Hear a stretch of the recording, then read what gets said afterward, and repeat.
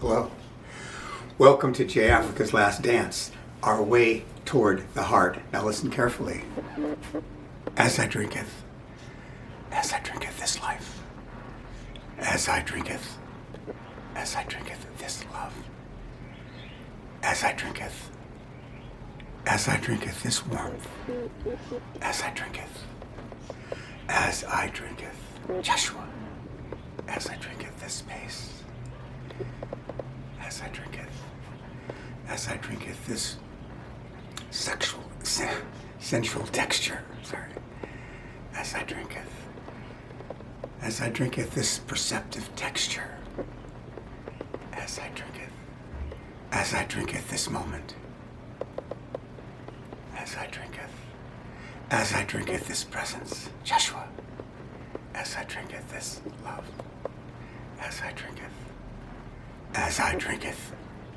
Okay, see, that's what we ended up that way, and we start this way. That's so important, okay? What we're doing here basically is I've had an experience, okay, an enlightened, expansive experience, and we are taking that apart, and we're going to experience that. We're going to get there without taking anything, okay? That's what we're doing, and this piece I'm telling you now is very, very important, because at the height of this wonderfulness, I felt as though I was drinking in life, drinking in the moment from my heart chakra, and it had sort of a sensual texture to it, and it was, like I say, it is way, way better than processing things through your mind. Okay, so that's what we're doing here.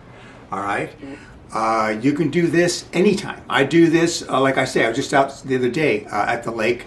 I do it in between the movements of the Sudarshan Kriya. Okay, but you can do this in a little area of your meditation. You know, as you meditate for however long you meditate, take 5 minutes and do this mantra, do something like that. Once again, this starts to soften the heart. It starts to magnetize the heart. It brings the heart alive. Anytime you focus and your attention on anything in any way, it increases. Okay, so that's what we're doing. Okay, we're being smart. We're being very, very smart.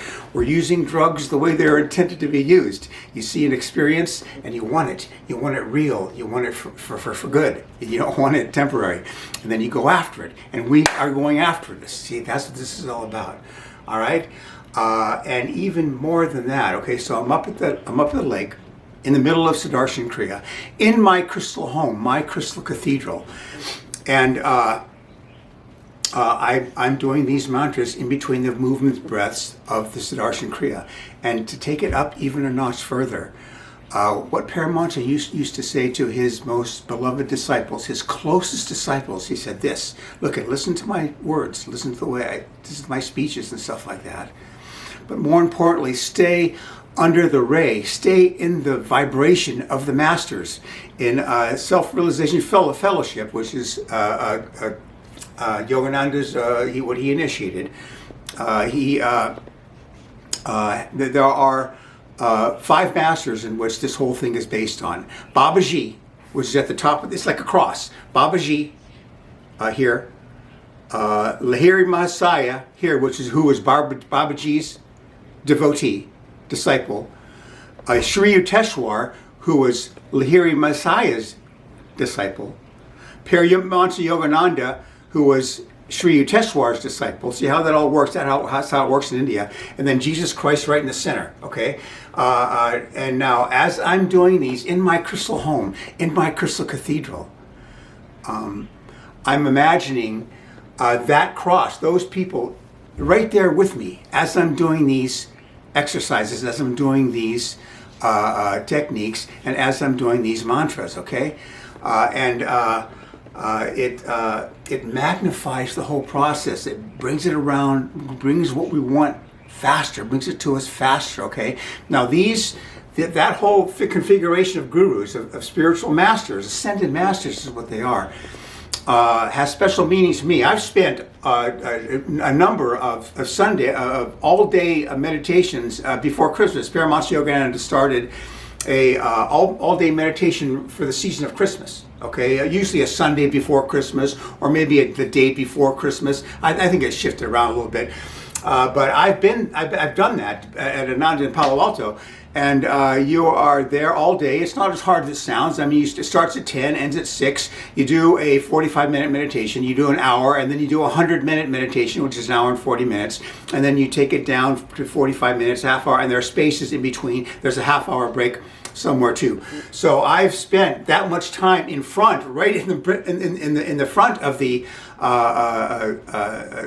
hall is these figures, okay, in a cross. So I spent many hours meditating right in front of these masters. So it has special meaning to me to have them there.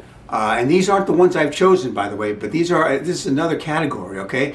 And it has special meaning for me to draw them in. And you think of the people who have special meaning to you, the ascended masters or the gurus or the spiritual teachers. You think whoever has special meaning to you, you invite them in. Okay, this is very important. Okay, we're not doing this alone. You want to get the idea of us doing this by ourselves out. Okay, we have helpers, and that's not all to mention all the angels and all the helpers you have besides that.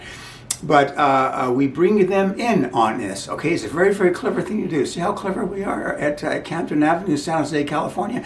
We're taking it up, and we're using our spiritual common sense and everything we've read to get this done. Okay, so you come up with your own masters and that you want there with you as you move through this in your own manner, in your own way, using my methods as a template. You can do the as I drinketh, like I say, anywhere. You can do it. I do it before I go to sleep now. As I'm laying down, I touch my heart and I say, I say those, it's a great way, by the way, to enhance your sleep and to get you in the right mind frame for sleep as you sleep, and then even getting up in the next morning. You can feel the difference in that sort of situation. At the end of Sudarshan Kriya, you also, at the final breath, at the final rhythmic breathing, and you're done now. The third round of the last third. Okay. You say something powerful. You can sit there for a minute in your heart space. That's very, very powerful too. But I say, I pick just things that I want to say. I'll say, because that's a very critical time. You're in a powerful space at that time. I'll say, I am magnificent, and I love myself infinitely. I am magnificent, and I love myself infinitely. Okay? You can say that or anything you want, but you're using further mantras to get what we want, get into a positive state, okay? And, or I say, as thee giveth, so too do I receive, as thee giveth. Because I'm in my crystal home with all these energies coming in. The breathing draws energies to you, okay? And as I'm in my crystal home, that gets magnified and intensified with my ascended masters right there. It's quite a combination of powerful method of getting this whole thing done. Now,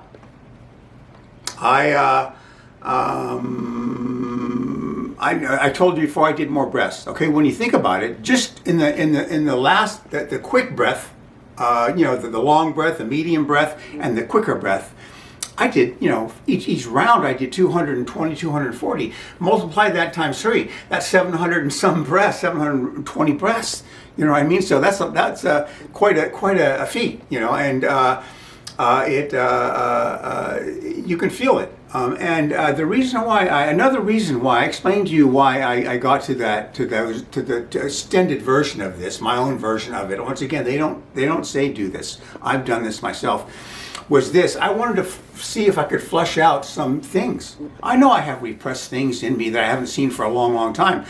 I had a tough dad, and I know I repressed a lot of things with that situation, I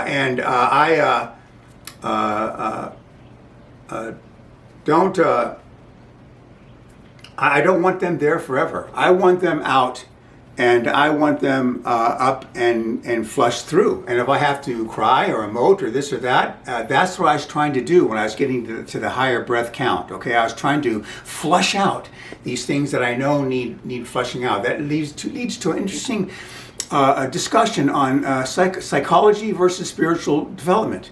You know, there are valid things in psychological training and therapy. You know, how much I've kind of opted for spiritual advancement. I don't have the money to go to therapy. Number one, if you go to therapy, you need to go 5 times every 2 weeks. I'd say 3, 2, 3, 2. And how much does that cost?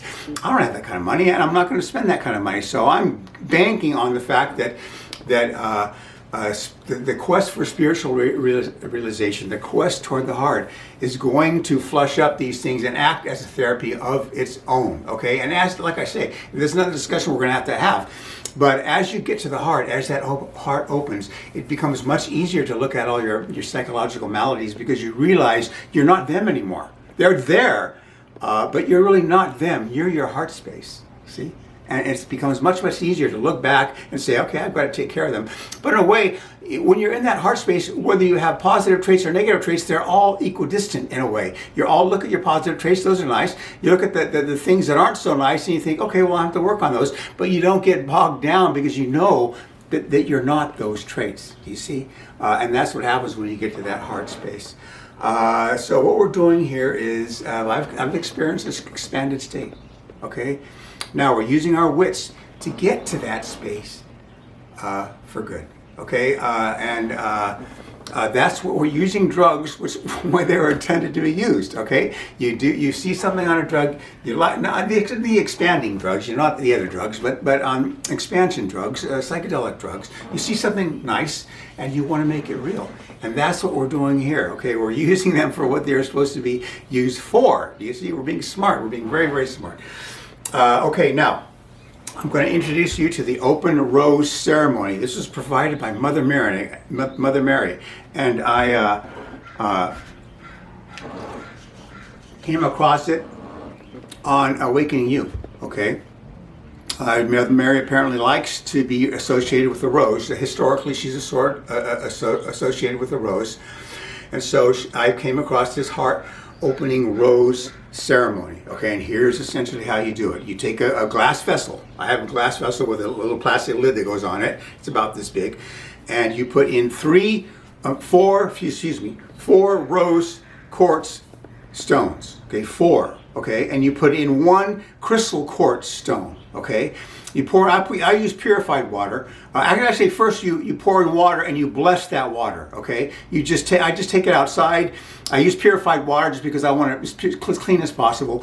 And I bless it. You know how you would bless anything. I call in everybody, and from my crystal home, I call in Mother Mary and Jeshua and Paramount Yoga and all the angels and all my guardians and guides. And I say, we bless this water. We energize, we spiritualize this water. You know, and you say it a few times, and that gets the job done. You place the 4 rose quartz crystals plus the regular crystal, the clear crystal, in that water, and you set it out in the sun. Okay, all as much as you can. You know, sometimes there's shade around, but you put it in the sun so it hits the sun most of the day. And then you leave it out there, and you let it absorb the moon. Then, so it's a 24-hour process, and then. You in the morning, and in this case it's the morning, I get it, I put a lid on it, and I pack it with other things I go up to the lake with, and I go up there, okay? I do it somewhere kind of secluded, okay? Don't, you have to in a way, because like what I'm going to tell you is, you take that water and you sprinkle it on the area you've chosen to do this ceremony, okay? This blessed water with the amplification of the sun and the moon and the crystals, and you spread that on the ground, okay? Or right about your body space, right about in there. Now, I take. I do it. It's a fairly secluded place, but I'm very smart about this. But I take my clothes completely off. I'm completely naked when I do this. I'm not recommending you do that. Matter of fact, I'm telling you, don't do it, because you go to having a wonderful ceremony to being get ticketed for indecent exposure. What a trippy thing that is. So I take my clothes off in this secluded area up there, and I just right now it's important to get grounding is another thing I haven't talked about, but important to get your skin on Mother Earth. She's already in the fourth and going to the fifth dimension, and she has all these energies that she can help you with, and so I take all my clothes off. All right, I really do. So I'm naked. So I lay on the area where I've just spread that blessed water. Okay, and I take out the stones. Okay, I put the crystal, quartz crystal, right here on my heart. I take two of the rose quartz, put one at my feet and one at my head, and I hold the other two in my hand. Okay, and you're on the ground like this. Okay, and you imagine at the center of your being, at the heart being, you're just like this. Okay, is a rose, a closed rose flower. Okay, a closed rose flower. Okay, and then you begin to open your arms. Okay, just like this, very slowly, with the quartz in them in each hand. Okay, as well as at the head and at the foot, and then you rest them at the T position. Almost look like Christ on a cross, really.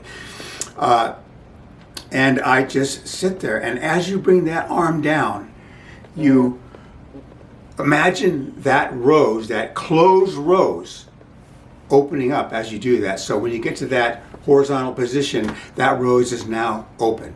Okay, and you just sit there, or lay there for, I would say, 4, 5, 6 minutes, depending on whatever feels comfortable to you.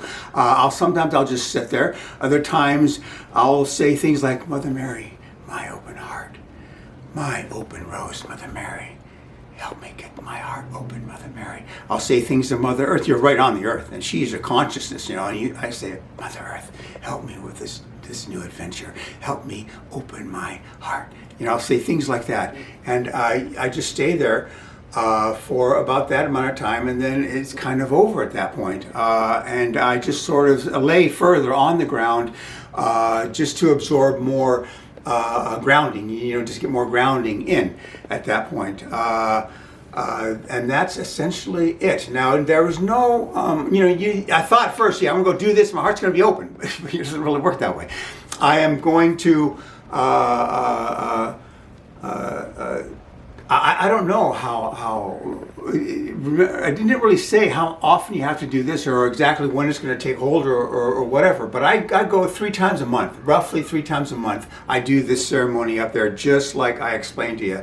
And we'll just see. I don't, I feel things on it, but that's what the status of that open rose ceremony is. Okay, like I say, she likes to be, Mother Mary likes to be associated with that rose, with that open rose ceremony, and that's the rose ceremony. Okay, open rose ceremony, and it's something that we incorporate in getting that heart open once again. I think laying full like this with the quartz, rose quartz, I think it just tends to pull a little bit and to begin to soften and opening that heart. Everything, and you focus on the heart, where your attention goes, it grows. Okay, so let's remember that. And that is what the open rose ceremony is. Okay, and I recommend it. And quartz crystals aren't that expensive. Rose quartz aren't that expensive either, $8 a pop. And that's the addition to the As I Drinketh ceremony, which I've created myself. And there you have it. That's the open rose ceremony. Okay. I think I've had an emergency here. My transmission blew up, so now I've got to take care of that. So I've been a little bit. It's interesting. Anything that happens to you is an avenue for growth. Okay, so my tranny just blew up. Okay, so how do I handle that? What do I do? It's an expensive proposition, three grand, but I've got some things. But anything that happens is a chance for you to stay centered in your heart, not to get too freaked out about it, and to plan how you're going to get through it. Okay, so I've been a little bit pressed on that. But that's it. That's the open rose ceremony, and I couldn't be happier about it. Okay, and I'm going to leave it at that for this day. I'm trying to stay here at around a certain amount of minutes, so I'm going to end this right now. I am Jeff Africa. I'm a citizen of Earth. loyal patriot of the United States of America, and I am not afraid. And I've chosen these four: Mother Earth, God herself, Paramahansa Yogananda, and Yeshua ben Joseph, Jesus, as my helpers. They're the ones who I think about. They're the ones who I am loyal to. They're the ones that have my back, and they're the ones that are going to help me see this through, becoming a heart-centered being, and a psychological being second. Okay, so I can't say anything more than that. And always remember, now the game is afoot. Okay? All right, thanks very much. And I'll see you next time, sooner this time though. But like I said, I may have to take my car somewhere to get it done. So that's it now. Remember, ever onward on this. Don't doubt, ever onward on this. Thanks very much.